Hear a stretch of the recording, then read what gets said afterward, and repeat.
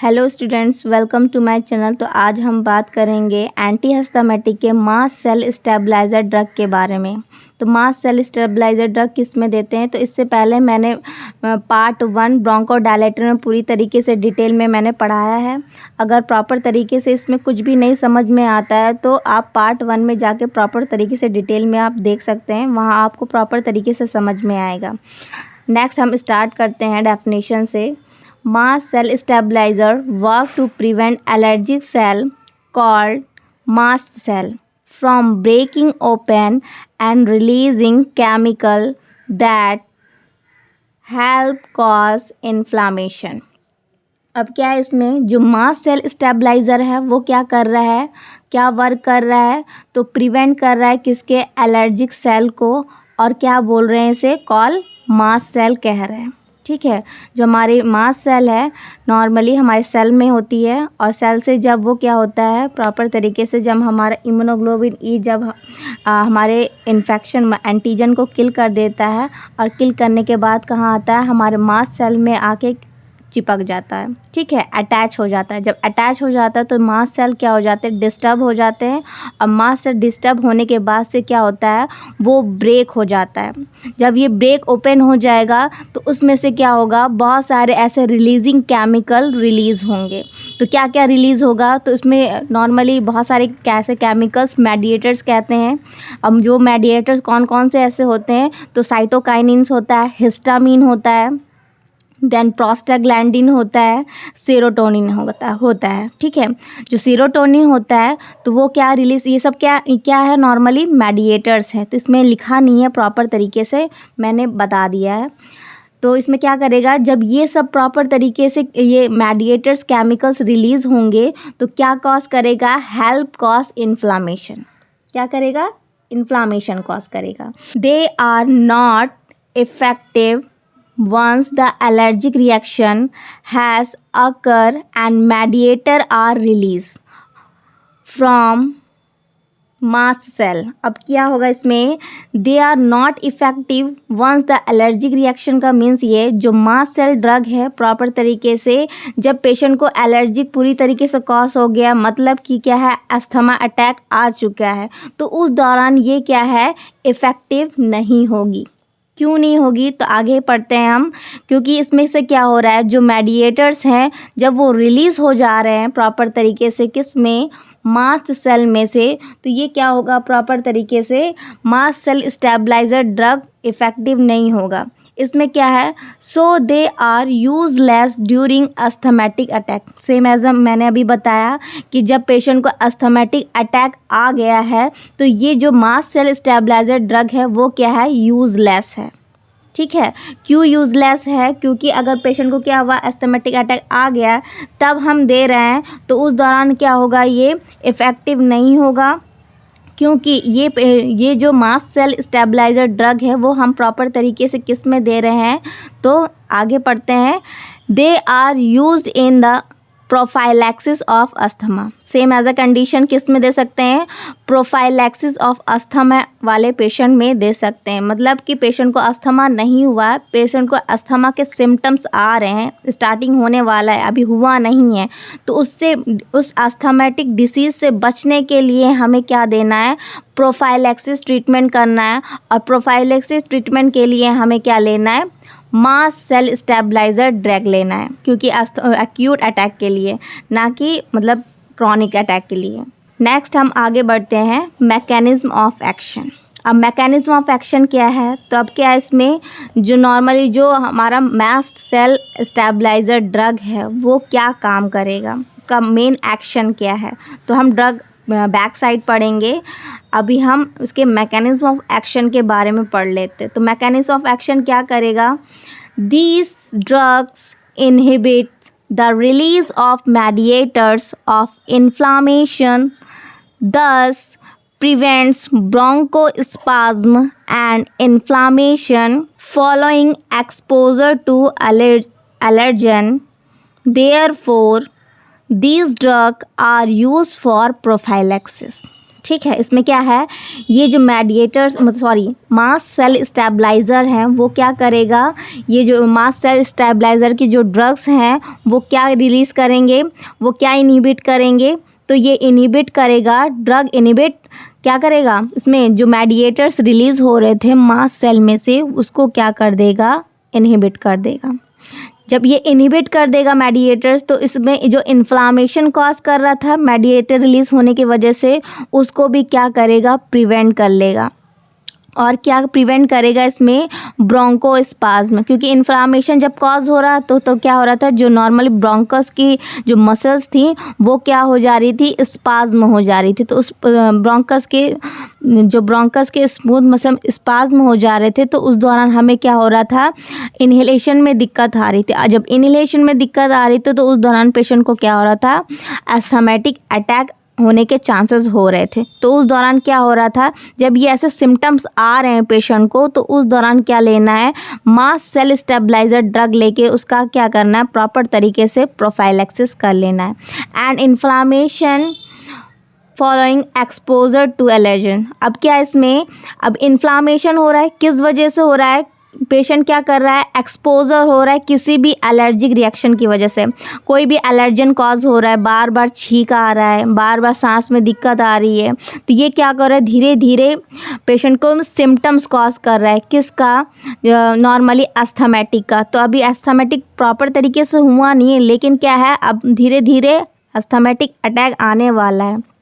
तो अब क्या कर रहा है, पेशेंट बार बार एक्सपोज हो रहा है किसी एलर्जिक रिएक्शन से, एलर्जन से, तो उस दौरान क्या हो रहा है, पेशेंट को सांस लेने में धीरे धीरे क्या हो रही है, लग रहा है कि पेशेंट को फील हो रहा है कि क्या होने वाला है, पेशेंट को जैसे सांस में दिक्कत होने वाली है। अब क्यों दिक्कत होने वाली है, क्योंकि पेशेंट क्या हो रहा है, एक्सपोजर हो रहा है एलर्जिक रिएक्शन की वजह से। ठीक है, एलर्जी से एक्सपोजर हो रहा है, जिसकी वजह से क्या हो रहा है, उसके ब्रोंकस के स्मूथ मसल में इन्फ्लामेशन धीरे धीरे कॉज हो रहा है। जब वो पूरी तरीके से इन्फ्लाम्ड हो जाएगा तो हो जाएगा क्या, ब्रोंकोस्पाज्म। जब ब्रोंकोस्पाज्म हो जाएगा तो क्या होगा, पेशेंट को अस्थमा होगा। तो उस दौरान क्या होगा, ये नॉर्मली जो मास्ट सेल स्टेबलाइजर की ड्रग है वो क्या कर देंगी, जो मेडिएटर रिलीज़ हो रही थी उसको इनहिबिट कर देंगे, जिससे कि क्या होगा, जो ब्रोंकोस्पाज्म हो गया था, इन्फ्लामेशन कॉज कर गया था, वो क्या हो जाएंगी, प्रिवेंट। नेक्स्ट इसमें therefore thus the drug are use for prophylaxis. और ये जो ड्रग हम किस में यूज़ कर सकते हैं, प्रोफाइलैक्सिस वाले पेशेंट में यूज़ कर सकते हैं। नेक्स्ट हम नीचे आगे बढ़ते हैं। ये मैंने प्रॉपर तरीके से डायग्राम बना दिया है, मैंने प्रॉपर तरीके से डायग्राम बना दिया है इसमें, कि थोड़ा सा कंफ्यूजिंग ना हो आप लोगों को।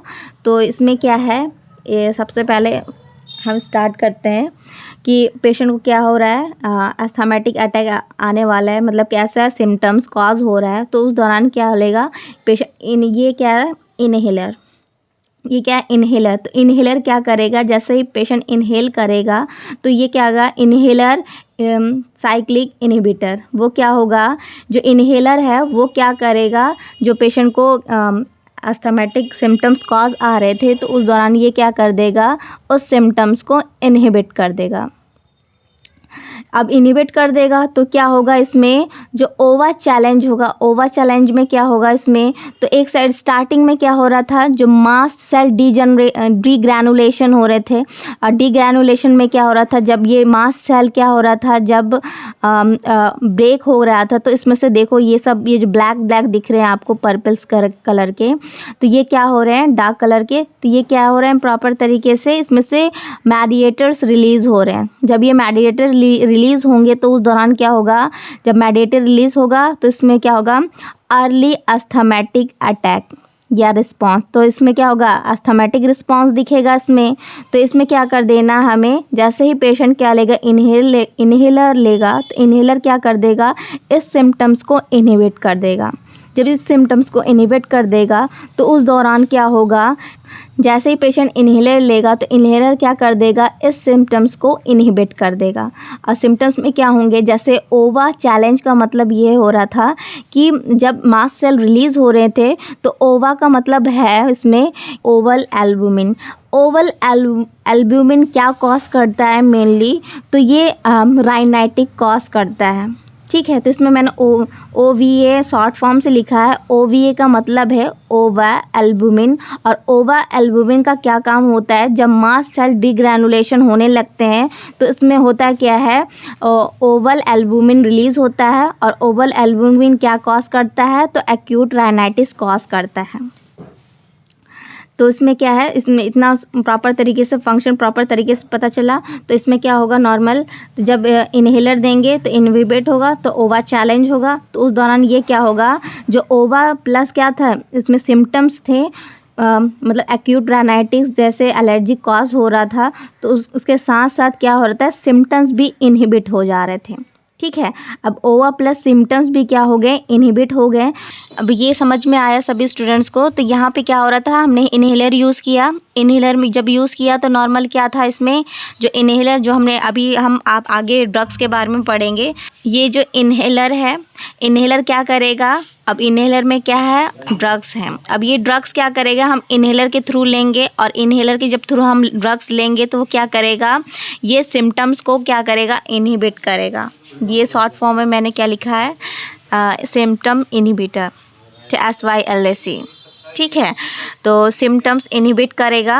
तो ये क्या करेगा, जब इनहेलर लेंगे हम तो क्या करेगा, सिम्टम्स इनहिबिट करेगा। जैसे ही क्या होगा, इनहेलर हमारे लंग्स में जाएगा तो ये नॉर्मल क्या था, इसमें मास्ट सेल रिलीज़ हो रहे थे। मास्ट सेल्स में से जितने भी मेडिएटर्स रिलीज़ हो रहे थे तो वो क्या कर रहे थे, इसमें मेडिएटर रिलीज़ हो रहे थे, जिसकी वजह से ये क्या करेगा, प्रॉपर तरीके से इनहेलर जब आएगा तो ये क्या करेगा, मास्ट सेल रिसेप्टर को क्या कर देगा, क्लोज कर देगा। तो यहाँ मैंने प्रॉपर अच्छे तरीके से डायग्राम बना है। ये क्या करेगा, जो ओवा प्लस साइक्लिक इनहिबिटर क्या है, अब ये क्या, ओवा का मतलब मैंने बताया था ओवल एल्ब्यूमिन, मतलब ये क्या कॉज करेगा, एक्यूट राइनाइटिस कॉज करेगा, और ये सिम्टम्स को भी क्या करेगा, सिम्टम्स को भी क्या कर देगा, इनहिबिट कर देगा। जब इन सिम्टम्स को भी इनहिबिट कर देगा तो क्या होगा, प्रॉपर तरीके से जो एयरवे रेजिस्टेंस था वो क्या हो जाएगा, डिक्रीज, मतलब एयरवे रेजिस्टेंस हो जाएगा।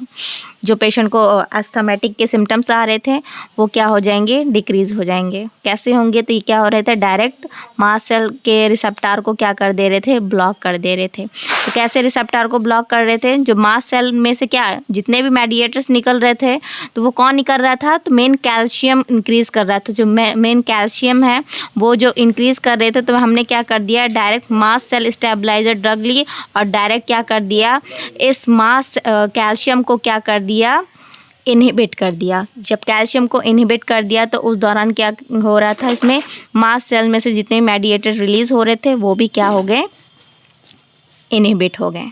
नेक्स्ट हम आगे बढ़ते हैं, ड्रग्स। अब ऐसी कौन कौन सी ड्रग्स हम यूज़ करेंगे, तो डोजेस के अकॉर्डिंग। तो फर्स्ट है cromolyn sodium 20 mg 4 time a day. अब क्या है, इसमें नेबुलाइजेशन सॉल्यूशन के हेल्प से लेंगे, मतलब नेबुलाइजेशन का मतलब समझ में आ रहा होगा कि क्या है, उसको नेबुलाइज करके मतलब भाप के रूप में भी हम क्या कर सकते हैं, ले सकते हैं। नेक्स्ट इसमें sodium cromoglycate 20 mg 6 hourly. Next इसमें कीटोटिफेन 1 से 2 mg OD और BD हम दोनों हम दे सकते हैं। नेक्स्ट है इसमें इंडिकेशन, कौन कौन से, मतलब कि क्या किस पेशेंट में हम ये मास्ट सेल स्टेबलाइजर ड्रग दे सकते हैं, और ये क्या है, यूजेस। तो इसमें क्या है, prevent asthma symptoms from occurring और प्रोफाइलैक्सिस टू अस्थमेटिक अटैक। अब किस में ये बता रहा है कि किस पेशेंट में दे सकते हैं, अस्थमा वाले सिम्टम्स को प्रिवेंट करने के लिए जो अकर हो रहे हैं, और किस पेशेंट में दे सकते हैं, प्रोफाइलैक्सिस टू अस्थमेटिक अटैक, मतलब कि अस्थमेटिक आने से पहले क्या करना है, हमें उसे प्रोफाइलैक्सिस ट्रीटमेंट करना है, और उस प्रोफाइलैक्सिस ट्रीटमेंट में भी हम क्या दे सकते हैं, मास्ट सेल स्टेबलाइजर ड्रग दे सकते हैं। नेक्स्ट हम पढ़ते हैं टू डिक्रीज इन्फ्लामेशन और ब्रोंकोस्पाज्म, और किस पेशेंट में दे सकते हैं, टू डिक्रीज इन्फ्लामेशन, इन्फ्लामेशन जो इंक्रीज़ हो गया था किसकी वजह से, मेडिएटर रिलीज़ होने की वजह से। मास्ट सेल क्या हो गए, जो मास्ट सेल रप्चर होने की वजह से क्या हो रहा था, नॉर्मल मास्ट सेल में से क्या रिलीज़ हो रहे थे, सारे मेडिएटर्स रिलीज़ हो रहे थे, जिसकी वजह से जो मेडिएटर्स थे वो इन्फ्लामेशन कॉज कर रहे थे। जो इन्फ्लामेशन कॉज करने की वजह से क्या हो रहा था, हमारे सेल में इन्फ्लामेशन कॉज हो रहा था, और जिसकी वजह से क्या हो रहा था, एक तो इन्फ्लामेशन हो रहा था, दूसरा क्या हो रहा था, उसी इन्फ्लामेशन की वजह से क्या हो रहा था, ब्रोंकोस्पाज्म। अब ब्रोंकोस्पाज्म हो रहा है तो उस दौरान हमने क्या देना है, ये मास्ट सेल स्टेबलाइजर ड्रग देना है। और मास्ट सेल स्टेबलाइजर क्या करेगा, इन्फ्लामेशन को भी डिक्रीज करेगा और साथ ही साथ क्या करेगा, ब्रोंकोस्पाज्म ही करेगा, ब्रोंकोस्पाज्म में भी हेल्प करेगा। अब मेन क्या करना है, इस ब्रोंकोस्पाज्म को क्या करना है, रेड्यूस करना है, तो वो क्या करेगा, ब्रोंकोडायलेट करेगा। नेक्स्ट है आगे, टू डिक्रीज एलर्जिक रिएक्शन, और क्या करेगा, एलर्जिक रिएक्शन को भी क्या करेगा, डिक्रीज करेगा। नेक्स्ट है इसमें इन एलर्जिक राइनाइटिस, और क्या है इसमें, एलर्जिक राइनाइटिस वाले पेशेंट में भी हम इसे दे सकते हैं। नेक्स्ट है कंजक्टिवाइटिस, और किस में दे सकते हैं, कंजक्टिवाइटिस वाले पेशेंट में भी हम इसे दे सकते हैं। नेक्स्ट है कॉन्ट्राइंडिकेशन, कॉन्ट्राइंडिकेशन क्या है, किस पेशेंट में हम नहीं दे सकते हैं, तो सबसे पहले है डायबिटीज़। डायबिटीज़ वाले पेशेंट में हम नहीं दे सकते हैं। क्यों नहीं दे सकते हैं, क्योंकि ये क्या करेगा, अब मास्ट सेल क्या है, हमारी इम्यून सेल है, और जब मास्ट सेल क्या हो जा रही थी, उसमें से हिस्टामीन वगैरह रिलीज़ हो रहा था, तो उस दौरान क्या हो रहा था, अब सेल से ही तो मास्ट मेन सेल में ही मास्ट सेल है, और मास्ट सेल से ही क्या हो रहे थे, जो मास्ट सेल है मेन, वो भी हमारे एक सेल से बने हुए थे। जब उसमें से मेडिएटर रिलीज़ होने लगते हैं तो उसमें से क्या होने लगेगा, नॉर्मली जब मेडिएटर्स रिलीज़ करेंगे तो उसमें से क्या होगा, वो मेडिएटर्स इन्फ्लामेशन करेंगे। और साथ में क्या है, पेशेंट डायबिटीज़ वाला है, तो डायबिटीज़ में क्या होती है, हाइपरग्लाइसीमिया वाली कंडीशन होती है, और टिश्यू में क्या होता है, इंसुलिन की डेफिशिएंसी होती है, जिसकी वजह से क्या होता है, पेशेंट को ग्लूकोज की कमी होती है, मतलब टिश्यू में होती है। ब्लड में तो है ही, क्यों ब्लड में है, क्योंकि प्रॉपर तरीके से जब टिश्यू में ग्लूकोज नहीं पहुंच पाता है तो वो रिटर्न कहाँ चला जाता है, ब्लड में चला जाता है। जब वो रिटर्न ब्लड में चला जाता है तो उसमें क्या होता है, हाइपरग्लाइसीमिया वाली कंडीशन हो रही है। तो उसमें क्या है, अब क्यों कमी हो रही है टिश्यू में, क्योंकि इंसुलिन की कमी है। तो इंसुलिन क्या करेगा, जब पेशेंट को हम क्या देंगे, मास्ट सेल स्टेबलाइज़र वाली ड्रग देंगे, तो वो क्या कर सकता है, इंसुलिन की इनसफिशिएंट कर सकता है। जब इंसुलिन की इनसफिशिएंट कर सकता है तो उस दौरान क्या होगा, पेशेंट को डायबिटीज़ है तो और ज़्यादा क्रिटिकल कंडीशन होने की और ज़्यादा क्रिटिकल होने की दिक्कत हो सकती है, प्रॉब्लम हो सकती है। नेक्स्ट है इसमें हाइपर सेंसिटिविटी, और हाइपर सेंसिटिविटी वाले पेशेंट को हम नहीं दे सकते हैं, क्योंकि पहले से ही पेशेंट क्या है, एलर्जिक रिएक्शन वाला है। तो हम अगर ड्रग्स देंगे तो और ज़्यादा एलर्जी रिएक्शन क्रिएट कर सकता है। नेक्स्ट है प्रेगनेंसी, प्रेगनेंसी वाले पेशेंट में भी नहीं दे सकते हैं। क्यों नहीं दे सकते हैं, क्योंकि अगर प्रेगनेंसी के दौरान अगर हम मदर में कोई भी ऐसी ड्रग्स देते हैं तो वो क्या करेगा, फीटस को एबनॉर्मलिटी करेगा, फीटस को क्या करेगा, एबनॉर्मल करेगा। जैसे कोई भी ऐसी एबनॉर्मलिटी, ऑर्गन डिफेक्ट हो सकता है, जिससे कि कह सकते हैं हम टेराटोजेनिक इफेक्ट कॉज कर सकता है। नेक्स्ट इसमें लैक्टेशन, लैक्टेशन वाले मदर में हम इसलिए नहीं देंगे कि मैंने इससे पहले भी बताया है, इससे पहले भी मैंने टॉपिक में डिस्कस किया था कि जो लैक्टेशन वाली मदर में हम इसलिए नहीं देंगे, प्रेगनेंसी वाली मदर में इसलिए नहीं देंगे कि लैक्टेशन वाली मदर में इसलिए नहीं देंगे कि मदर क्या करिए, अपने बेबी को ब्रेस्ट फीड करा रही है, तो उस दौरान क्या होगा, मदर तो ड्रग्स ले रही है, अब उस दौरान क्या होगा, इसमें अब ब्रेस्ट फीडिंग के ज़रिए क्या हो सकता है, उस ड्रग का साइड इफ़ेक्ट उस बेबी में जा सकता है, जिसकी वजह से बेबी में क्या होगा, कोई ना कोई ऐसी साइड इफ़ेक्ट कॉज करेगी। Next prostatic hypertrophy, prostatic hypertrophy वाले पेशेंट में क्यों नहीं हम दे सकते, क्यों कॉन्ट्राइंडिकेट है, क्योंकि इसमें क्या दे रहे हैं हम, एंटीहिस्टामिनिक, मतलब क्या है, मास्ट सेल में से जितने मेडिएटर्स रिलीज़ हो रहे हैं, हिस्टामिन, सेरोटोनिन, तो इसको हम क्या कर रहे हैं, ब्लॉक करने के लिए दे रही हैं। तो उस दौरान अगर एंटीहिस्टामिन वगैरह ड्रग्स अगर देंगे तो पेशेंट को क्या होगी, यूरिनरी प्रॉब्लम होगी। जब यूरिनरी प्रॉब्लम होगी तो उस दौरान क्या कर सकता है, अब ये प्रोस्टेटिक वाला पेशेंट है, हाइपरट्रॉफी वाला, मतलब कि क्या है, प्रोस्टेट के सेल का साइज़ क्या है, बढ़ रहा है, तो उस दौरान क्या होगा, यूरिनरी अगर प्रॉब्लम होगी तो उस दौरान क्या हो सकता है, और ज़्यादा क्रिटिकल केस कॉज कर सकता है। जब ये और ज़्यादा क्रिटिकल केस कॉज करेगा तो इस दौरान क्या होगा, पेशेंट को और ज़्यादा सीवियर कंडीशन हो सकती है इस डिसीज़ कंडीशन में। नेक्स्ट हम आगे बढ़ते हैं। Motion sickness. मोशन सिकनेस का मतलब है इसमें कि जो पेशेंट ट्रैवल कर रहा है, अब क्या किसी भी ट्रैवल कर रहा है, एक जगह से दूसरी जगह जा रहा है, तो उस दौरान क्या देना है, क्या नहीं देना है, कॉन्ट्रा इंडिकेशन है मास्ट सेल स्टेबलाइजर ड्रग क्यों नहीं देना है। तो उस दौरान क्या होगा, ये क्या करेगा, नॉर्मली मास्ट सेल स्टेबलाइजर जो ड्रग है वो क्या कॉज करेगा, तो ये क्या करेगा, H1 रिसेप्टार को स्टिमुलेट करेगा। जब ये H1 रिसेप्टार को स्टिमुलेट करेगा तो ये क्या करेगा, हमारे centre of the brain stem में जाएगा और वो किसको क्या करेगा, स्टिमुलेट, इमेटिक स्टिमुलेट करेगा। ठीक है, तो जब ये इमेटिक स्टिमुलेट करेगा तो उस दौरान क्या होगा, पेशेंट को वॉमिटिंग होने के चांसेस हो सकते हैं। तो इस वजह से मोशन सिकनेस वाले पेशेंट में हम नहीं दे सकते हैं। तो क्यों नहीं दे सकते हैं, क्या कॉज करेगा, H1 रिसेप्टार को स्टिमुलेट करेगा, जिससे कि पेशेंट को क्या हो सकती है, वॉमिटिंग कॉज हो सकती है। नेक्स्ट इसमें मिनर्स डिसीज़। मिनर्स डिसीज़ वाले पेशेंट में क्यों नहीं देंगे, तो मिनर्स डिसीज़ कौन सी प्रॉब्लम है, तो पेशेंट की नॉर्मली ईयर की प्रॉब्लम है, इनर ईयर की प्रॉब्लम। तो ये क्यों नहीं देंगे हम पेशेंट को, इसलिए नहीं देंगे हम मिनर्स डिसीज़ वाले पेशेंट में, क्योंकि ये क्या करेगा, अगर हम मास्ट सेल स्टेबलाइजर वाली ड्रग मिनर्स डिसीज़ वाले पेशेंट में देंगे तो उस दौरान क्या करेगा, और पेशेंट को क्या कर सकते हैं, परमानेंट हियरिंग लॉस कर सकता है। अब परमानेंट, अब क्या पेशेंट को मिनर डिसीज़ में क्या हो रहा है, अब ईयर की प्रॉब्लम है ही, कोई ना कोई ईयर में प्रॉब्लम है ही, हियरिंग में भी दिक्कत है, सिम्टम्स भी आ रहे हैं, तो ये क्या करेगा, मास्ट सेल स्टेबलाइजर ड्रग दे रहे हैं तो और पेशेंट को क्या कर सकता है, और ज़्यादा हियरिंग लॉस कर सकता है, जिसकी वजह से पेशेंट क्या होगा, परमानेंटली जो भी हम सिम्टम्स रिलीव करना चाह रहे थे वो भी क्या हो जाएंगे, प्रॉपर तरीके से डैमेज। तो अब क्या है, पेशेंट कभी जो भी मतलब पेशेंट सही होने वाला था तो अब क्या हो जाएगा, अब इस ड्रग की वजह से क्या हो जाएगा, परमानेंट हियरिंग लॉस हो जाएगा। नेक्स्ट है इसमें ग्लूकोमा। ग्लूकोमा वाले पेशेंट में क्यों नहीं दे सकते हैं, क्योंकि अगर हम ये ड्रग्स देंगे मास्ट सेल स्टेबलाइजर तो उस दौरान क्या करेगा, इंट्राऑकुलर प्रेशर इंक्रीज करेगा। नेक्स्ट इसमें एपिलेप्सी, और एपिलेप्सी वाले पेशेंट में क्यों नहीं दे सकते हैं, क्योंकि ऑलरेडी पेशेंट क्या है, एपिलेप्सी सीजर्स वाला है, तो उस दौरान ये अगर हम ड्रग देते हैं तो ये क्या करेगा, प्रॉपर तरीके से सेंट्रल नर्वस सिस्टम को क्या करेगा, स्टिमुलेट करेगा, जिसकी वजह से पेशेंट को क्या हो सकता है, और ज़्यादा मतलब एपिलेप्सी वाली कंडीशन में क्या हो सकता है, कॉज हो सकता है।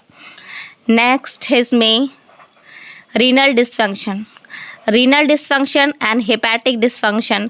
अब रीनल डिसफंक्शन और हेपेटिक डिसफंक्शन वाले पेशेंट में क्यों नहीं दे सकते, तो नॉर्मली इसमें क्या है, अगर हम रीनल डिसफंक्शन और हेपेटिक डिसफंक्शन वाले पेशेंट में मास्ट सेल वाली ड्रग अगर देते हैं तो उस दौरान ये क्या कॉज करेगा पेशेंट में, कि और ज़्यादा क्या कह सकते हैं, रीनल फेलियर या हेपेटिक फेलियर करेगा, क्योंकि ये क्या है, पहले से ही क्या है, रीनल फेलियर वाला पेशेंट है, तो कोई भी ड्रग्स क्या होता है, मेटाबॉलिज्म होता है, तो मेटाबॉलिज्म कहाँ होता है, हेपेटिक में। तो अब क्या है, पहले से ही है हमारा लीवर क्या है, डिसफंक्शन है, काम नहीं कर पा रहा है, तो उस दौरान जब मेटाबोलाइज होगा तो और ज़्यादा पेशेंट वो हमारे लीवर को क्या करना पड़ेगा, और ज़्यादा मेहनत करने की ज़रूरत पड़ेगी, जिसकी वजह से क्या होगा, लीवर और ज़्यादा सीवियर कंडीशन में जाने के चांसेस हो सकता है। और सेम एज आ रीनल फंक्शन, और रीनल फंक्शन क्या करेगी, हमारे उस ड्रग को क्या करेगी, एक्सक्रीट आउट कराएगी, तो उस दौरान भी क्या कॉज कर सकती है, डेफिशिएंसी कॉज कर सकती है। तो नॉर्मली इसमें हम सबसे ज़्यादा क्या ले रहे हैं, ओरली ड्रग लेंगे तो ये कॉज करेगी, तो सबसे ज़्यादा हम क्या कर रहे हैं, इनहेलर अगर यूज़ कर रहे हैं तो ये क्या करेगी, इसमें फाइब्रॉइड जैसे कंडीशन और क्रिएट कर सकते हैं। अब पेशेंट क्या है, रीनल डिसफंक्शन वाला है, हेपेटिक डिसफंक्शन वाला है, तो उस दौरान क्या होगा, इसमें उस मास्ट सेल स्टेबलाइजर ड्रग क्या कॉज करेगी, फाइब्रॉइड जैसी कंडीशन क्रिएट कर सकती हैं, जिसकी वजह से क्या हो सकता है, रीनल डिसफंक्शन और हेपेटिक डिसफंक्शन वाले पेशेंट में हम नहीं दे सकते। नेक्स्ट है साइड इफ़ेक्ट। साइड इफ़ेक्ट कौन कौन से होंगे, तो ड्राउजीनेस, मीन्स ड्राउजीनेस का मतलब होता है, मीन्स पेशेंट को क्या होगा, बेचैनी महसूस होगी, नींद नहीं आएगी। नेक्स्ट है ड्राई माउथ, और क्या हो जाएगा, ड्राई माउथ होगा। डिजनेस मीन्स चक्कर आएगा। और जीआई डिस्टर्बेंस, जीआई डिस्टर्बेंस क्यों होंगे इसमें, तो नॉर्मली क्या ले रहे हैं, हम कह सकते हैं मास्ट सेल स्टेबलाइजर ग्रुप की ड्रग ले रहे हैं, तो उस दौरान क्या होगा, जीआई डिस्टर्बेंस कॉज हो सकता है। पेरिस्टाल्सिस मूवमेंट इंक्रीज हो सकता है, जिसकी वजह से क्या हो सकता है, पेशेंट को डायरिया जैसी कंडीशन क्रिएट हो सकती हैं। नेक्स्ट है इसमें हेडेक। अब हेडेक भी होगा क्योंकि ये क्या कर रहा है, हमारे सेंट्रल नर्वस सिस्टम को क्या कर रहा है, कह सकते हैं स्टिमुलेट कर रहा है, जिसकी वजह से पेशेंट को क्या होगा, हेडेक। नेक्स्ट है इसमें ब्लर्ड विज़न, और क्या हो सकता है, पेशेंट को ब्लर विज़न हो सकता है। नेक्स्ट है इसमें थ्रॉट इरिटेशन विथ कफ, और क्या हो सकता है इस पेशेंट को, थ्रॉट इरिटेशन एंड विथ कफ क्यों होगा, तो हम इसमें क्या ले रहे हैं, पेशेंट को मास्ट सेल स्टेबलाइजर वाली ड्रग ले रहे हैं, तो वो क्या करेगा, ड्राई माउथ तो करेगा ही, ठीक है। ड्राई माउथ जब हो जाएगा, जब हमारा माउथ पूरी तरीके से क्या हो जाए, ड्राई हो जाएगा, तो उस दौरान क्या होगा, पेशेंट को थ्रॉट इरिटेशन होगा, क्योंकि वो ड्रग क्या करेगी, उस थ्रॉट वाली इन्हेलेशन के रूप से लेंगे, तो इन्हेलेशन के जब रूप से लेंगे तो क्या होगा, उसमें पेशेंट को थ्रॉट में इरिटेशन होगा, विथ क्या होगा, कफ आ सकता है, खांसी आ सकती है। नेक्स्ट और क्या करेगा, साइड इफ़ेक्ट में ब्रोंकोस्पाज्म कॉज करेगा। क्यों कॉज करेगा, जब तक हम ड्रग्स ले रहे हैं तो क्या करेगा, सिम्टम्स को तो रिलीव कर ही देगा, ठीक है। फिर जैसे ही उसका इफ़ेक्ट ख़त्म होगा तो वो क्या कॉज कर सकता है, फिर वैसे ही ब्रोंकोस्पाज्म कॉज कर सकता है। नेक्स्ट हम आगे बढ़ते हैं, एडवर्स इफ़ेक्ट। अब एडवर्स इफ़ेक्ट में क्या होगा, तो sedation through CNS stimulation accompanied by hallucination conversion. अभी मैंने बताया था इससे पहले, वो क्या करेगा, पेशेंट को जो सेंट्रल नर्वस सिस्टम में क्या करेगा, मेन यदि यहाँ लिखा है, देखिए नॉर्मली देखिए यहाँ लिखा है कि सेंट्रल नर्वस सिस्टम को क्या करेगा, स्टिमुलेट करेगा, जिसकी वजह से पेशेंट को क्या होता है, साइड इफेक्ट में हेडेक हो रहा था, तो ये क्या होगा, करेगा sedation through central nervous system stimulation. और क्या कॉज करेगा, सेंट्रल नर्वस सिस्टम को क्या करेगा, जब सेंट्रल नर्वस सिस्टम को क्या करेगा, स्टिमुलेट करेगा, तो उस दौरान पेशेंट को क्या हो सकता है, इसमें हैलुसिनेशन। हैलुसिनेशन का मतलब सबको पता है, हैलुसिनेशन का मीन्स होता है नॉर्मली कि पेशेंट को क्या होगा, फॉल्स परसेप्शन कॉज होगा। फॉल्स परसेप्शन का मतलब होता है कि कोई ऑब्जेक्ट नहीं प्रेजेंट होगा सामने, फिर भी हमें लगेगा कि कुछ क्या है, प्रेजेंट है। नेक्स्ट है इसमें कन्वल्जन, और कन्वल्जन में क्या होगा, इसमें पेशेंट को सीजर्स आने के चांसेस हो सकते हैं। जब वो कन्वर्जन बार कन्वर्जन मतलब सीजर्स आएंगे, तो वो क्या करेगा, कन्वर्जन में क्या होगा, क्रिएट होगा। कन्वर्जन का मीन्स होता है कि बार पेशेंट को क्या होंगे, एज झटके आएंगे, ऑक्सीजन और न्यूट्रिशन की ब्रेन में प्रॉपर तरीके से जब नहीं जाएंगे, क्योंकि वो क्या कर रहा है, सेंट्रल नर्वस सिस्टम को क्या कर रहा है, स्टिमुलेट कर रहा है, जिसकी वजह से क्या हो रहा है, पेशेंट को बार बार हैलुसिनेशन और कन्वर्जन कॉज हो रहा है। टॉक्सिसिटी, अब टॉक्सिसिटी में क्या होगा, नो सिस्टमिक टॉक्सिसिटी का मतलब होता है कि इसमें कोई भी टॉक्सिसिटी नहीं होगा, किसमें, सिस्टम में। क्यों, क्योंकि हम जो ड्रग्स ले रहे हैं, कौन से रूट से ले रहे हैं, इनहेलर ले रहे हैं, दूसरा क्या ले रहे हैं, हम ओरल रूट से ले रहे हैं। जब ये क्या करेगा, जब इनहेलर के थ्रू हम अगर ड्रग्स ले रहे हैं इनहेलर रूट से, तो ये क्या कॉज करेगा, सिर्फ हमारे लंग्स में जाएगा, और लंग्स में जाने के बाद जो भी प्रॉब्लम वो ठीक करेगा, सिस्टम में नहीं जाएगा, जिसकी वजह से ये क्या कॉज कर सकता है, अगर पेशेंट नॉर्मल है तो उस दौरान क्या इफ़ेक्टिव होगा, कोई भी सिस्टमिक टॉक्सिसिटी नहीं होगा। अगर एबनॉर्मल वाले पेशेंट में दे रहे हैं, जैसे पेशेंट को क्या है, एपिलेप्सी है और ग्लूकोमा है, तो ये सब क्या कर सकता है, और कंडीशन को क्रिएट कर सकता है। नेक्स्ट है इसमें ड्रग इंटरेक्शन। अब ड्रग इंटरेक्शन में क्या है, तो ये क्या करेगा, सबसे पहले तो potentiate effect of sedative, hypnotic, antihistamine and alcohol. अब क्या बोल रहा है इसमें, जो फर्स्ट पॉइंट है, अब पोटेंशिएट का मतलब होता है इंक्रीज द इफेक्ट, ठीक है, इंक्रीज द पावर बोल सकते हैं, या फिर ड्रग का इफेक्ट बोल सकते हैं। तो ये क्या करेगा, इंक्रीज द पावर करेगा, किसके पावर को इंक्रीज करेगा, तो हम क्या दे रहे हैं, पेशेंट को मास्ट सेल स्टेबलाइजर ड्रग दे रहे हैं। जब मास्ट सेल स्टेबलाइजर ड्रग देना है, और उस दौरान क्या हो रहा है, पेशेंट सेडेटिव और हिप्नोटिक्स भी चल रहा है, साथ में एंटीहिस्टामिन भी चल रहा है, तो उस दौरान क्या होगा, अगर पेशेंट रिसेंटली क्या ले रहा है, अल्कोहल ले रहा है उस ड्यूरेशन में, तो सबको पता है, इससे भी पहले मैंने बताया कि अल्कोहल क्या करता है, उस रिसेप्टर के साइट को क्या कर देता है, जो अल्कोहल है वो क्या करेगा, हाइपरटेंशन कॉज करेगा, फंक्शन को हाइपरटेंशन तो कॉज करेगी, साथ में क्या करेगा, जो भी हम ड्रग्स ले रहे हैं उसके फंक्शन को क्या कर देगा, इंक्रीज़ कर देगा, पावर को क्या कर देगा, इंक्रीज़ कर देगा।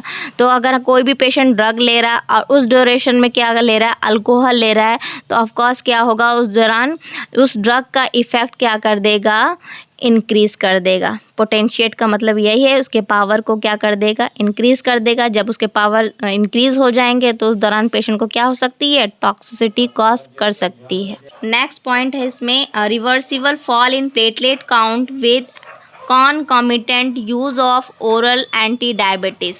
मीन्स क्या है, अगर ये patient oral anti diabetes drug use कर रहा है तो उस दौरान क्या कॉज करेगा, इसमें प्रॉपर तरीके से अपने जो प्लेटलेट काउंट है इसमें क्या हो सकता है, फॉल डाउन हो सकता है। तुरंत क्या हो सकता है, इसमें प्लेटलेट काउंट क्या हो जाएगा, फॉल डाउन हो जाएगा। नेक्स्ट इसमें reverse chloroquine resistance and potentiate action और सल्फाडेक्साइन इन एक्यूट मलेरिया। अब ये क्या हो रहा है इसमें, तो नॉर्मली जब पेशेंट क्या है, मलेरिया वाला है, एक्यूट मलेरिया वाला, और इसमें क्या यूज़ कर रहे हैं, इसमें रिवर्स क्लोरोक्विनिन रेजिस्टेंस, मतलब कि मलेरिया को ट्रीट करने के लिए जो क्लोरोक्विनिन ड्रग है वो दे रहे हैं। तो ये क्या करेगा, इसमें इस सल्फाडेक्साइन के एक्शन को क्या कर देगा, उस मतलब पोटेंशिएट का मतलब होता है इसके पावर को इंक्रीज़ कर देगा। जब इसके पावर को इंक्रीज़ कर देगा तो ये पेशेंट को क्या हो सकता है, आगे चल के मतलब कि तुरंत टॉक्सिसिटी कॉज कर सकता है। तो इस ड्यूरेशन में क्या होगा, अगर मास्ट सेल स्टेबलाइज़र ड्रग दे रहे हैं और ये सब कंडीशन में पेशेंट को ड्रग दे रहे हैं, तो ये सब क्या करेंगे, उस साइट को इंक्रीज़ करेंगे, उस ड्रग के पावर को इंक्रीज़ करेगी, जिसकी वजह से क्या हो सकता है, पेशेंट को टॉक्सिसिटी कॉज कर सकता है। नेक्स्ट हम आगे बढ़ते हैं, रोल ऑफ नर्स। तो रोल ऑफ नर्स में क्या होगा, सबसे पहले पॉइंट है patient of asthma must be advise on prevention of the attack. अब क्या है इसमें, अगर पेशेंट कौन सा पेशेंट है, अस्थमेटिक, मतलब कि पेशेंट को अगर क्या है, स्टार्टिंग है अस्थमेटिक वाला, तो उस पेशेंट में क्या देंगे, एडवाइस करेंगे, क्या एडवाइस करेंगे कि अस्थमेटिक अटैक से बचने के लिए हम क्या करेंगे, पेशेंट को एडवाइस करेंगे। नेक्स्ट इसमें emergency care kit must keep ready for the patient during change of season. और क्या करेंगे, पेशेंट को नॉर्मली एमरजेंसी केयर किट को भी क्या करेंगे, रेडी रखेंगे उस ड्यूरेशन में जब वेदर क्या हो जाएगी, जैसे सीज़न चेंज हो रहा है, मतलब कि जैसे ठंडी बरसात मौसम, तो उस दौरान में क्या हो रहा है, पेशेंट को ये सिम्टम्स आने के चांसेस हो सकते हैं। तो इस दौरान हमें क्या करना है, प्रॉपर तरीके से उस एमरजेंसी केयर किट को क्या करना है, रेडी रखना है। नेक्स्ट इसमें patient is kept in recline posture with raised head and और इन फाउलर पोजीशन। और क्या करना है, पेशेंट को रिक्लाइन पोस्चर रखना है। अब पेशेंट से कहना है कि प्रॉपर तरीके से रिक्लाइन पोस्चर का मतलब होता है जैसे सुपाइन पोजीशन लेटी जाती है, मतलब जैसे लेटा जाता है नॉर्मल, वैसे लेटे रहना, और उसके साथ क्या करना है, अपने हेड को रेज रखना है। और क्या करना है, तो अगर सुपाइन पोजीशन में लेटा है पेशेंट, हेड रेज है, तो उस दौरान क्या होगा, पेशेंट को रिस्पिरेशन में रिलीफ मिलेगा। तो इसमें अस्थमैटिक वाली कंडीशन से क्या होगा, पेशेंट रिलीफ होगा, सिम्टम्स वगैरह नहीं आएंगे। और क्या होना है, इसमें प्रॉपर तरीके से फाउलर पोजीशन लेना। तो फाउलर पोजीशन सभी स्टूडेंट्स को पता है कि क्या है, 45 डिग्री एंगल में रखना है, 45 से 9-10। तो इसमें क्या है, तो प्रॉपर तरीके से अगर फाउलर पोजीशन में रखेंगे तो पेशेंट को रेस्पिरेटरी डिस्ट्रेस नहीं होगा, तो एस्थमेटिक वाली सिम्टम ज़्यादा प्रॉब्लम नहीं दिखेंगे। नेक्स्ट इसमें patient is encourage to cough out secretion as far as possible and bring out the mucus plug। और क्या करना है, पेशेंट को क्या करना है, इनकरेज करना है कि पेशेंट क्या करे, खांसे। और जब वो खांसेगा तो वो क्या होगे, उसके कफिंग से क्या होगा, उस म्यूकस का प्लग जो होगा इस सिक्रीशन के थ्रू क्या होगा, बाहर निकल पाएगा। ठीक है, तो पेशेंट को क्या करना है, खांसे, जिससे कि क्या होगा, जो म्यूकस प्लग इकट्ठा हो गए थे ब्रोंकस में वो क्या होंगे, खांसने की वजह से क्या होंगे, वो सिक्रीट करेंगे। और जब सिक्रीट करेंगे तो वो क्या होंगे, प्रॉपर तरीके से बाहर निकल पाएंगे। नेक्स्ट इसमें अमीनोफाइलिन और एड्रीनलिन इज़ गिवन। और उस दौरान क्या दे सकते हैं हम पेशेंट को, अमीनोफाइलिन और एड्रीनलिन दे सकते हैं। अमीनोफाइलिन किस लिए देंगे, तो ये भी क्या है, एक तरीके का ब्रोंकोडायलेटर है, मेथाइलजेंथाइन कैटेगरी की। और एड्रीनलिन भी क्या है, एक तरीके से इमरजेंसी ड्रग है। नेक्स्ट इसमें vital should be taken at short interval. और क्या देखेंगे, थोड़ी थोड़ी देर में पेशेंट को क्या देखना है, उसके वाइटल्स चेक करते रहना है। नेक्स्ट इसमें patient should be encourage to take drug which precipitate asthma. Means क्या करना है, पेशेंट को क्या करना है, अवॉइड करना है, इनकरेज करना है कि ऐसे ड्रग्स लेने से जिससे कि क्या हो, जो भी अस्थमेटिक वाली, जैसे अस्थमेटिक वाली कंडीशन को जैसे इंक्रीज़ कर रहा है, तो उस टाइप के ड्रग्स को लेने के लिए पेशेंट को क्या करना है, मना करना है। जिससे कि क्या हो, अगर अस्थमेटिक वाली कंडीशन वाली ड्रग्स ले रहे हैं तो क्या कर सकते हैं, पेशेंट को और ज़्यादा क्रिटिकल केस कर सकते हैं। तो इस पेशेंट को क्या करना है, उस टाइप के ड्रग्स को लेने से मना करना है जो अस्थमा को इंक्रीज़ कर सके। तो उस दौरान क्या करना है, इसमें पेशेंट को लेने से मना करना है। नेक्स्ट इसमें अवॉइड मॉर्फिन एडमिनिस्टर्ड डायज़ेपाम और chloral hydrate as these two can be safely used in patients suffering from asthma। अब क्या है इसमें, सफरिंग फ्रॉम अस्थमा। ठीक है, अब क्या है इसमें, पेशेंट को क्या करेंगे, अवॉइड करने के लिए मॉर्फिन जैसी ड्रग्स को लेने के लिए मना करेंगे। और क्या करेंगे, एडमिनिस्टर्ड डाइजीपाम, और जो डाइजीपाम ड्रग है उसको देने के लिए बोलेंगे। और क्लोरल हाइड्रेट ड्रग्स को लेने के लिए बोलेंगे, क्योंकि डाइजीपाम क्या है, एक टाइप का एंटी सीजर्स ड्रग है। तो उस दौरान अगर पेशेंट को सीजर्स वगैरह कॉज हो रहा है तो उस दौरान तुरंत हम क्या करेंगे, एडमिनिस्टर्ड डाइजीपाम कर सकते हैं। और क्लोरल हाइड्रेट भी जैसी ड्रग्स भी हम दे सकते हैं, क्योंकि ये जो दो ड्रग्स हैं वो सेफली हैं पेशेंट के लिए, सफरिंग फ्रॉम किसके लिए, अस्थमा वाले पेशेंट के लिए क्या है, प्रॉपर तरीके से सेफ़ है। तो आज के लिए इतना ही, मिलते हैं हम नेक्स्ट वीडियो में। Thank you so much.